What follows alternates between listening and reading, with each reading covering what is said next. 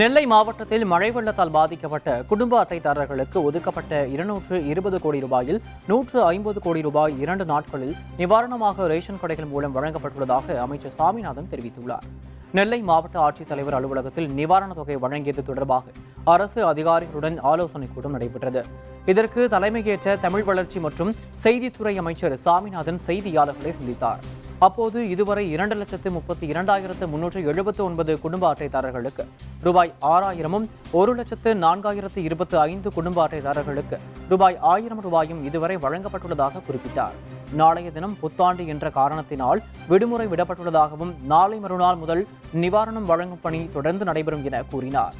நெல்லை மாவட்டத்திற்கு நிவாரணத் தொகை வழங்குவதற்காக 220 கோடி ரூபாய் ஒதுக்கீடு செய்யப்பட்டதாக தெரிவித்த அமைச்சர் சாமிநாதன், இதுவரை 2 நாட்களில் 150 கோடி ரூபாய் நிவாரணத் தொகையாக பொதுமக்களுக்கு வழங்கப்பட்டுள்ளதாக தெரிவித்தார்.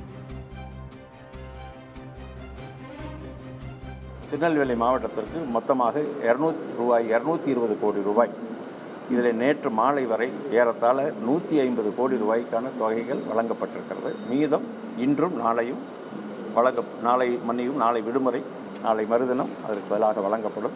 எனவே அந்த வகையில் மொத்தம் திருநெல்வேலி மாவட்டத்துக்கு மட்டும் அரிசியினுடைய தொகை இல்லாமல் இன்றைக்கு வழங்கக்கூடிய தொகையினுடைய மதிப்பு மட்டும் ரூபாய் 220 கோடி ரூபாய். அதில் 150 கோடி பொதுமக்களுக்கு வழங்கப்பட்டிருக்கிறது. மீதம் இன்றும் நாளை மறுதினமும் வழங்கப்படும்.